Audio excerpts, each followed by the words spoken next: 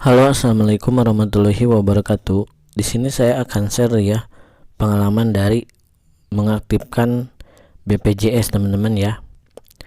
Nah, pertanyaan pertama, di sini anaknya baru lahir ya, misalkan 1 bulan, anaknya baru lahir 1 bulan.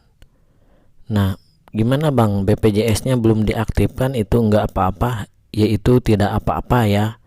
Tapi teman-teman semenjak sesudah lahir dalam jangka 28 hari terakhir itu harus daftar BPJS. Karena peraturan dari BPJS, semua warga itu wajib daftar BPJS teman-teman ya. Seperti itu. Nah, yang kedua, meskipun kita tidak mengaktifkan BPJS dan ternyata anaknya itu sudah usia 1 tahun, kita aktifkan BPJS-nya ketika anaknya udah 2 tahun ya teman-teman. Yang artinya kalian itu bakalan bayar BPJS selama 2 tahun teman-teman ya. Karena perhitungannya seperti ini. Ketika anak lahir itu udah masuk 1 bulan, maka di sini udah ada biaya BPJS per bulan yaitu 35.000. Kalau misalkan kita telat bayar selama 2 tahun, tetap kita harus bayar selama 2 tahun ya teman-teman, yaitu 35 dikali 2 tahun atau dikali 24 kali. Ya itu sekitar ya mungkin 800.000. Seperti itu ya, harus bayar teman-teman. Nah, kenapa bang saya baru daftar ya? Baru daftar anak 2 tahun teman-teman ya, baru daftar 2 tahun, dan ternyata pas daftar kemarin di hari ketiga itu BPJS-nya langsung aktif dan langsung ada tagihan teman-teman ya, 856.000. Mengapa ada tagihan baru diaktifkan BPJS-nya? Karena kalau anaknya usianya 2 tahun itu perhitungannya baru lahir sampai udah 2 tahun dikali ya 35.000, yang artinya 856.000. Makanya kalau misalkan bayi baru lahir itu wajib daftar BPJS teman-teman, seperti itu ya. Kalau sudah daftar maka itu sudah aktif dan kalian bisa bayar itu 1 bulan 35.000 ya, setiap tanggal paling telat tanggal 10. Nah, di sini kalau anaknya udah 4 tahun, 5 tahun, BPJS-nya baru diaktifkan atau baru didaftarkan di aplikasi ataupun ke kantor, maka tagihannya bakalan di sini bakal langsung besar teman-teman ya, seperti itu. Nah, takutnya itu kena denda dari peraturan BPJS teman-teman, seperti itu ya. Jadi intinya kalian kalau punya anak itu langsung daftarin BPJS ya, wajib teman-teman karena warga Indonesia. Yang kedua, wajib 1 bulan bayar 35.000. Kalau misalkan telat teman-teman ya, disitu bakalan pembayarannya bakalan langsung banyak, seperti itu ya.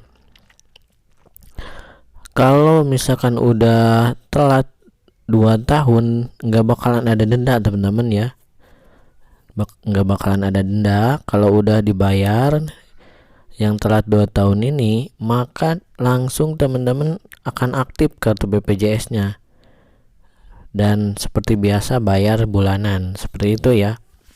Jadi jangan kaget kalau misalkan baru daftar BPJS anak saya nih udah 3 tahun langsung ada tunggakan ya, misalkan 1 juta, itu wajar ya teman-teman. Nah, seperti itu ya teman-teman, makanya peraturan BPJS diwajibkan daftar warga negara Indonesia. Kalau misalkan telat bayar itu harus dibayar teman-teman ya, tidak bisa dikurangi. Adapun bukan pengurangan, di sini ada rencana pembayaran bertahap ya. Tetap pembayaran bertahap ini teman-teman berlaku ya. Bisa dibayarnya cicil, misalkan udah nunggak nih 5 tahun dikali 35.000, misalkan 3 juta, tetap harus cicil ya 100.000 per bulan. Kalau sudah lunas maka bayarannya normal tiap bulan 35.000, seperti itu. Nah, program rencana pembayaran bertahap rehab ini teman-teman ya, maaf, untuk keluarga yang tidak mampu teman-teman ya, dan BPJS-nya tetap tidak bisa dihapuskan. Tidak bisa dihapuskan apanya bang? Hutangnya ya, seperti itu ya. Kalau punya utang BPJS misalkan 3 juta, tetap kita harus bayar 3 juta ini teman-teman ya, mau cash ataupun dicicil. Kalau nggak bisa dicicil program rehab ya tetap harus cash teman-teman, 3 juta rupiah, seperti itu ya.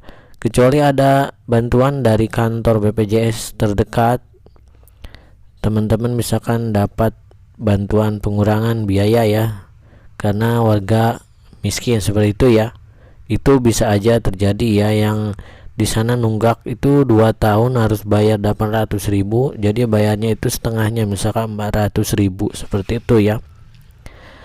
Nah, gimana bang kalau misalkan saya daftar nih, suami saya PNS teman-teman ya, dan ternyata kalau udah PNS-nya udah berjalan, di sini anak yang ketiga baru daftar BPJS, tetap aja harus bayar teman-teman, yaitu dari awal lahir sampai sekarang harus bayar, seperti itu ya. Mau ikut program dari PNS ataupun BPJS manual, tetap kita harus bayar, seperti itu ya. Nah, bagi teman-teman yang misalkan kerjanya itu karyawan dan punya anak, jangan dulu diaktifkan teman-teman pendaftaran auto debit ya. Ini penting sekali. Kalau misalkan auto debit nanti akan terpotong ya teman-teman, akan terpotong tiap bulan dari rekening ya, seperti itu. Nah, makanya di sini pendaftaran auto debit itu hanya dilakukan di kantor BPJS dan aplikasi ya. Lebih baik jangan diaktifkan dulu kalau misalkan kalian mau pindah ke BPJS Ketenagakerjaan ya, yaitu ada BPJS biasa, BPJS Ketenagakerjaan. Nah, kalau BPJS Ketenagakerjaan kita jangan aktifkan dulu auto debit karena akan terpotong di perusahaan secara otomatis, bukan dari rekening kita, seperti itu ya. Kalau udah terlanjur daftar auto debit biasanya bisa teman-teman dipindahkan ke BPJS Ketenagakerjaan, jadi dipotong oleh perusahaan kita ya kan. Tahapannya mungkin agak lama, harus ke kantor BPJS, seperti itu ya.